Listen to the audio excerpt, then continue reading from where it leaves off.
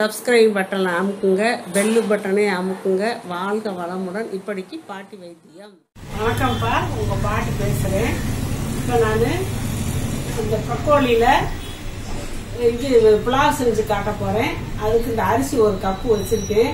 இதை முதல் தண்ணியில் போட்டுடலாம். அது 20 நிமிஷம் ஊறணும். 20 நிமிஷம் வரைக்கும் ஊறணும். அதனால தண்ணியில் போட்டுடலாம்.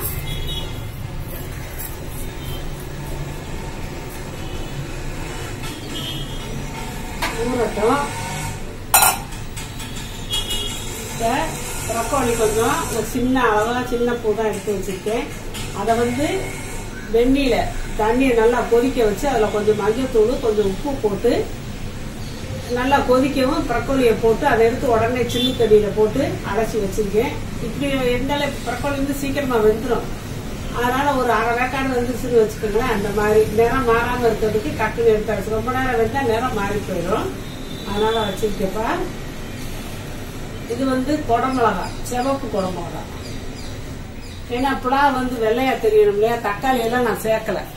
அதுக்கு இந்த சிவப்பு குடமிளகா அது சிவப்பா தெரியட்டும்னு வச்சுருக்கேப்பா. இது பச்சை பட்டாணி அப்படியே காய் வாங்கி உரிச்சதுப்பா. அது கொஞ்சம் எடுத்து வச்சுருக்கேன். கொஞ்சம் புலாவுக்கு உருளைக்கிழங்கு ஒரே ஒரு இந்த இவ்வளோ சைஸ் உருளைக்கிழங்க வேக வச்சு நறுக்கி வச்சிருக்கேன். இதுக்கு காரத்துக்கு 3 பச்சை மிளகா தான் போடுறேன். வேணா அவங்கவுங்க காரத்துக்கு இன்னும் வேணா கூட போட்டுக்கலாம், குறைய வேணாலும் போட்டுக்கலாம். இது கொத்தமல்லி இலை நறுக்கி வச்சிருக்கேன். புதினா இலை கொஞ்சம் கழுவி நீட்டா வச்சிருக்கேன். இது இஞ்சி. இது இஞ்சி கொஞ்சம் தட்டி வச்சிருக்கேன். பூண்டு கொஞ்சம் தட்டி வச்சிருக்கேன். இது கறி மசாலா பவுடர், பிரியாணி பவுடரு. இது கொஞ்சம் சோம்பு ஒரு அரை டீஸ்பூன் வரைக்கும் வச்சிருக்கேன்ப்பா. நெய்யும் எண்ணெயும் ஊற்றி நான் இப்போ தாளிப்பேன். நல்லெண்ணெயோ கடலெண்ணெயோ அவங்க இஷ்டத்துக்கு இருக்கிற வீட்டில் சமைக்கிற எண்ணெயை ஊற்றிக்கலாம்ப்பா. நான் கடலெண்ணெய் ஊற்றினா கூட நல்லது. நான் கூட நல்லெண்ணெய் எடுத்து வச்சுக்கேன். அதுக்கு கடலெண்ணெயே ஊற்றிக்கிறேன். இது பால். புலாவ் வெள்ளையா இருக்கணும்னா பால். இந்த பால் சேர்த்து பத்தாவதுக்கு நான் தண்ணி சேர்த்துக்குவேன்ப்பா.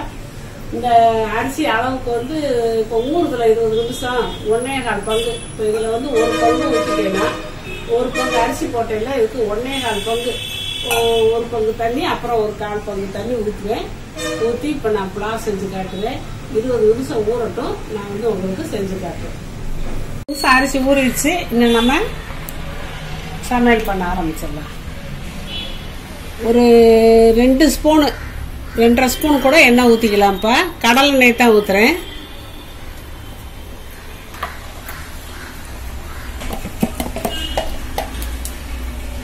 நெய் ஒரு 2 ஸ்பூன் அளவுக்கு ஊற்றிக்கலாம்ப்பா.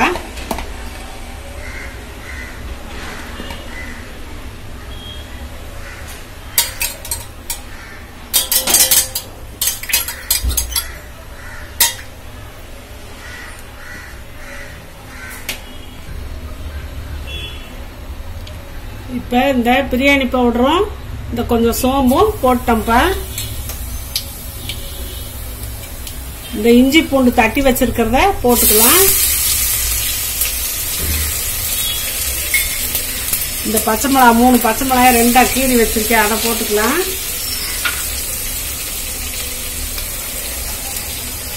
புதினா இலையை போட்டுக்கலாம்ப்பா.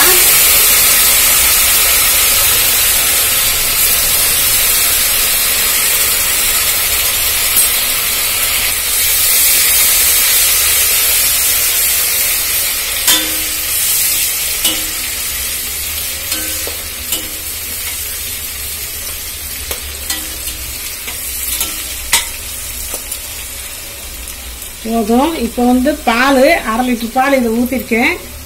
1.25 தான் தண்ணி வைக்கணும். பாக்கிக்கு நம்ம தண்ணியை ஊற்றிக்கலாம். இப்போ பாலை ஊற்றுறப்ப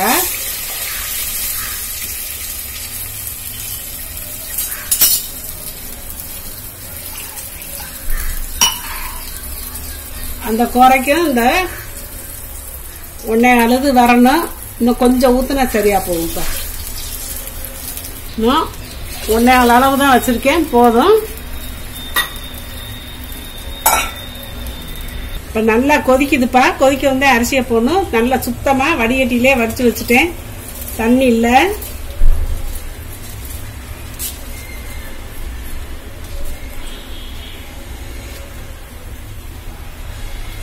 பாசுமதி அரிசியை போட்டாச்சு.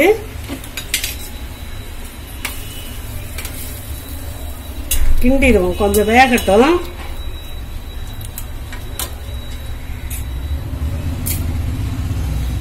இப்படி கிண்டி விட்டு அப்பப்ப நம்ம மூடி வச்சுக்கலாம்ப்பா. இப்போ பிராக்கோலிலையும் உப்பு போட்டு தான் லேசா சுடுதண்ணியில போட்டிருக்கேன், அதில் கொஞ்சம் உப்பு இருக்கும். பட்டாணிலையும் கொஞ்சம் உப்பு போட்டு லேசா பாதி அவிச்சு வச்சிருக்கேன். உருளைக்கிழங்கையும் உப்பு போட்டு தான் வேக வச்சு வச்சிருக்கேன். அதனால நம்ம இந்த புலாவுக்கு தகுந்த அளவு உப்பு போட்டுக்கலாம்ப்பா. இந்த அளவு போதும். அவங்கவுங்க தேவைக்கு உப்பு போட்டுக்கோங்க பார்த்து.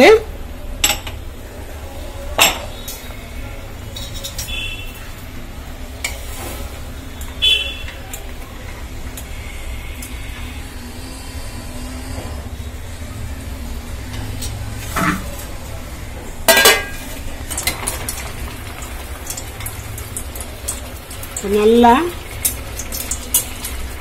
வெந்துகிட்டு இருக்குப்ப. இந்த ஸ்டேஜ்ல நம்ம என்ன செய்யறோம்,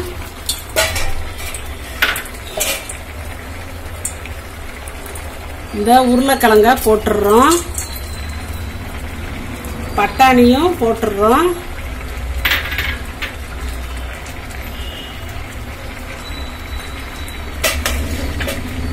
இந்த குடமிளகாயும் இப்படியே போட்டுடுறோம்.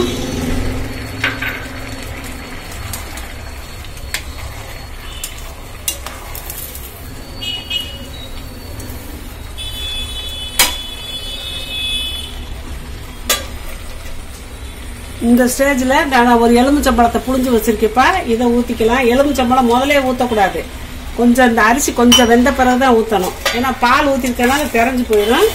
அதனால இப்படி ஊத்திக்கிட்டோம்.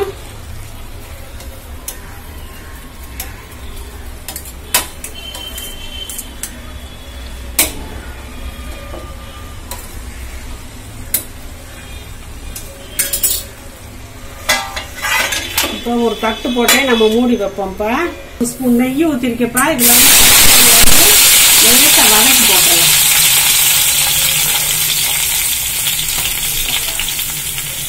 அடுப்பை சிம்ல தான்ப்பா வச்சிருக்கேன். அப்பப்போ நம்ம பரட்டி விட்டுக்கிறோம்.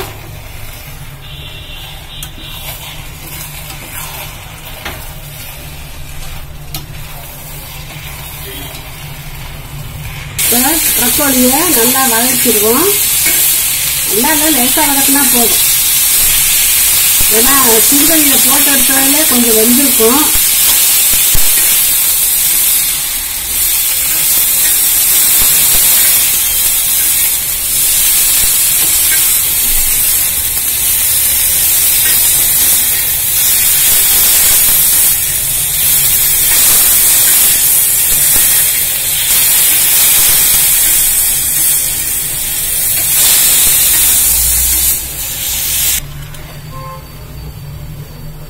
பரட்டிட்டு இப்ப ப்ராக்கோலிய போட்டுருவோம்ப்பா.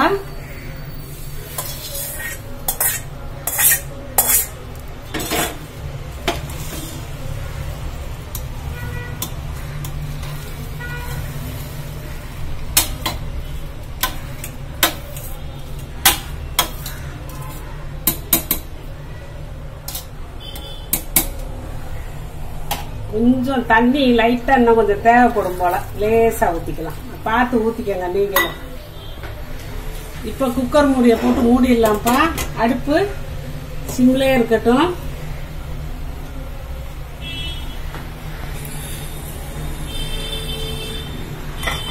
வெயிட் போட்டுடலாம். அடுப்பு சிம்ல இருக்கட்டும். இந்த அடுப்புல பக்கத்து அடுப்புல தோசை கல் வச்சு அதுல கொஞ்சம் தண்ணி ஊற்றி வச்சிருக்கப்பா. தண்ணி நல்லா கொதிக்கவும் இந்த அடுப்பை ஆஃப் பண்ணிட்டு இதுல அடுப்பு இதையும் சிம்ல வச்சுக்கிட்டு ஒரு 5 நிமிஷம் தூக்கி இதுல வச்சிருவேப்பா. அப்புறம் 5 நிமிஷம் கழிச்சு உங்களுக்கு நான் காட்டுறேன். இந்த தண்ணி கொதிக்க போகுதுப்பா. இப்ப நானு சிம்ல வச்சிடுறேன். இந்த குக்கர் அடுப்பை சிம்ல தான் வச்சிருந்தேன், அதையும் ஆஃப் பண்ணிடுறேன். தூக்கி இப்படி வச்சிடலாம்ப்பா. ஒரு 5 நிமிஷம் கழிச்சு நான் உங்களுக்கு காட்டுறேன். சிம்ல தான் இருக்கு, 5 நிமிஷம் கழிச்சு காட்டுறப்ப. பாருங்கப்பா, தண்ணி கோச்சுக்கிட்டே இருக்கு. 5 நிமிஷம் ஆச்சு. இதுதான் தம்மு, நம்ம வைக்கிற தம்மு. இப்போ வந்து இதை அடுப்பை ஆஃப் பண்ணிடுறேன். இப்போ இறக்கியாச்சுப்பா. இப்போ எடுத்துடலாம். சூப்பரா வந்துருக்குப்பா. இதுல கொத்தமல்லி இலையை தூவி நம்ம பிரட்டிக்கலாம்ப்பா.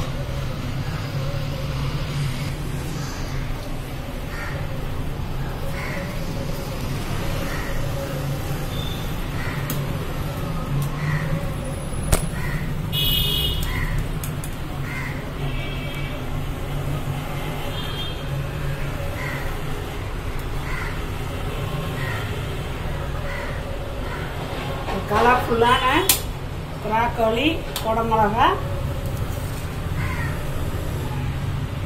புலாவ் வந்து ரெடி ஆயிடுச்சுப்பா.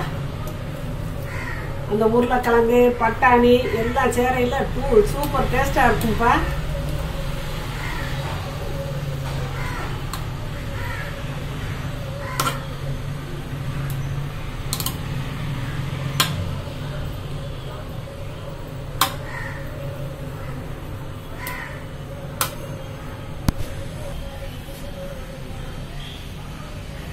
ப்ராக்கோலி புலாவ் வந்து ரெடி ஆயிடுச்சுப்பா.